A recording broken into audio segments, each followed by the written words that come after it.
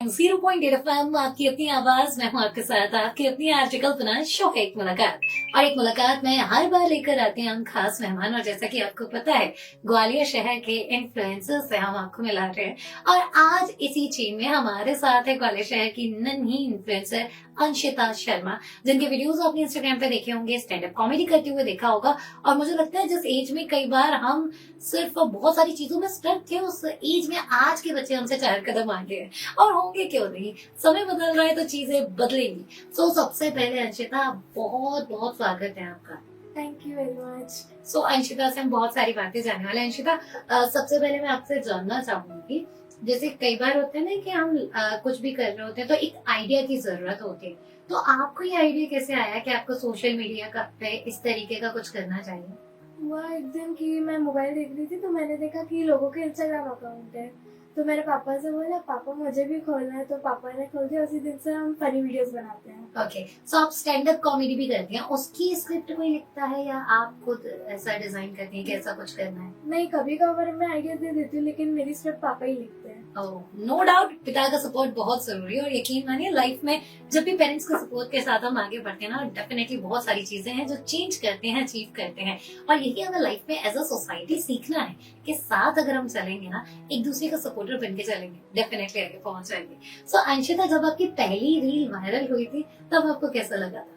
मेरे को यकीन नहीं हो रहा था कि हो गया। मैं बार बार देख रही थी, ज्यादा कुछ नहीं हुआ था, नॉर्मल था। हाँ, सारी चीजें। और अगर मैं फैमिली की बात करूं, जैसे बहुत सारे पेरेंट्स बोलते हैं कि आपको फोन नहीं चलाना है, आपको पढ़ाई पे ध्यान देना है, तो आपके पेरेंट्स ने कभी आपसे इस तरीके की कोई बातचीत की या आपको मना किया सोशल मीडिया यूज करने से? नहीं, जैसे स्कूल से आती हूँ, पढ़ाई करती हूँ, फिर जब फ्री टाइम होता है, जब मैं अपना मोबाइल देख लेती हूँ, 90% मैं देखती हूँ, फिर बाकी पापा ही देखते हैं। ओके, तो कंटेंट कौन डिसाइड करता है कि आज ये इस टॉपिक पर रील बनानी है? सब मेरे पापा करते हैं। स्कूल की बात करूं, क्योंकि स्कूल में भी बहुत सारे लोग हैं जो हमारे टीचर्स हैं, फ्रेंड्स हैं, तो उनने किसको पता है कि आप सोशल मीडिया पे हो, एक्टिवली काम कर रहे हो? पता ही नहीं है, क्योंकि किसी को नहीं पता है। अच्छा। ना टीचर्स को, ना फ्रेंड्स को, 2-3 लोगों को ही पता है। ओके, अंशिता के बारे में मैं आपको बताऊं, सेंट टेरेसा की ये स्टूडेंट है। और यकीन मानिए, जब आपके स्कूल में भी, क्योंकि चीजें बदल रही है, टाइम बदल रहा है, और कहीं ना कहीं हमने आपने सुना है परिवर्तन संसार का नियम है। और आज के टाइम का परिवर्तन अगर पॉजिटिव वे में आपको आगे ले जा रहा है, यकीन मानिए बेहतर तरीके से बढ़ते जाइए, क्योंकि समय है, साथ में ताल मिला के तो चलना पड़ेगा। लेकिन ऐसे जो छोटे छोटे बच्चे जब अपनी टैलेंट के साथ, नो डाउट अंशिता की वीडियोस अगर आप देखेंगे, स्टैंड अप कॉमेडी भी ये करती हैं। हाल ही में इन्हें गुरुकुल फाउंडेशन की ओर से क्रिएटर अवार्ड से भी नवाजा गया है।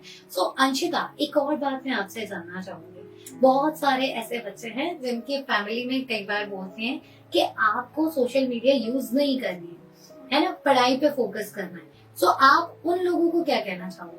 मैं कहना चाहूंगी, आप पढ़ाई कर लो अच्छे से, फिर अपने पेरेंट्स की बात मान लो, फिर जब फ्री टाइम हो तो आप मोबाइल यूज कर सकते हो, लेकिन ज्यादा नहीं।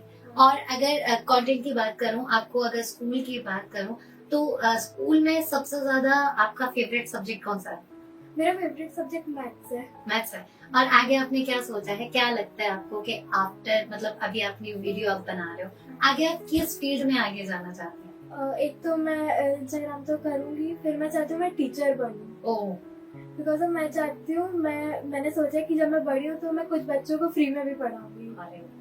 तो यार, एक अच्छा सा विजन लगता है ना कि एज अ सोसाइटी हम सोसाइटी से ले तो लेते हैं, लेकिन जब बारी आती है समाज को देने की तो हम सब पीछे हट जाते हैं। लेकिन जब ये छोटे छोटे बच्चे एक बेहतरीन से सोच के साथ समाज में आगे आते हैं, यकीन मानिए, नो डाउट बच्चे भविष्य है, और ऐसा भविष्य जब होता है तो दिल से खुशी होती है। तो सोचिए बेचारिए कि आपने अभी तक सोसाइटी को क्या दिया, एक आइडिया जो शायद बहुत सारी चीजें बदल सकता है। जैसे अंशिता ने सोचा था कि सोशल मीडिया पर उनका अकाउंट होना चाहिए, उनके पेरेंट्स के सपोर्ट से उन्होंने वो शुरू किया। कई बार हमारे मन में आता है कि सोशल मीडिया अच्छा है, बुरा है, लेकिन अगर आप किसी भी चीज का, किसी भी अपने, स्पेशली अगर आप छोटे हैं तो अपने पेरेंट्स के गाइडेंस में यूज करेंगे, डेफिनेटली वो आपके लिए बेनिफिशियल ही होने वाला है।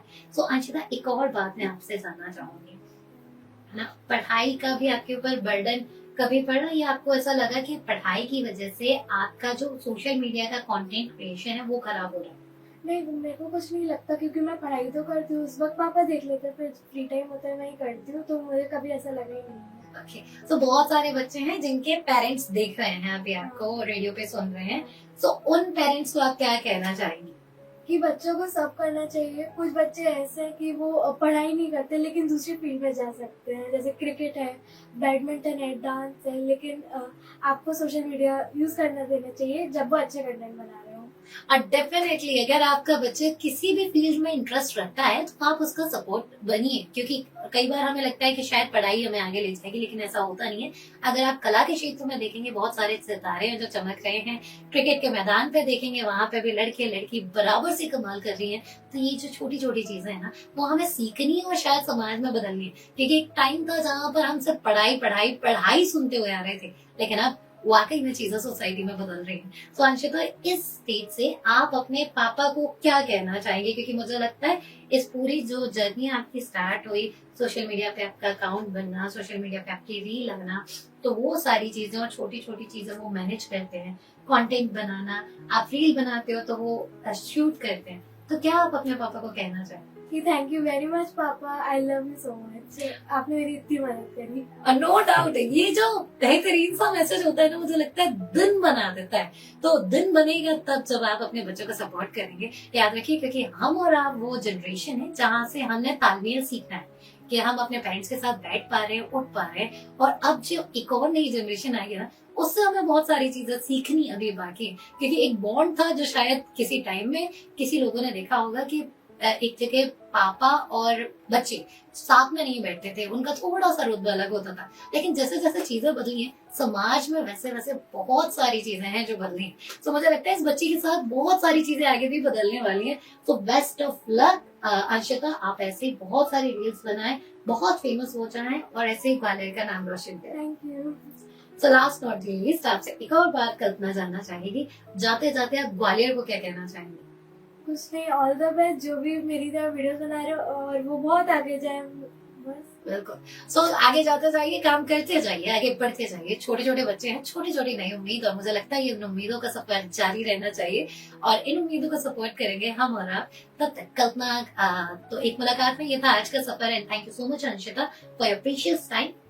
सो वालेराइट्स, ये था एक मुलाकात में आज का सफर। अगले हफ्ते फिर होगी आपसे मुलाकात एक नए मेहमान के साथ। तब तक आप कहीं मत जाइए, सुनते रहिए कल्पना के साथ गूंज 90.8 FM, आपकी अपनी आवाज।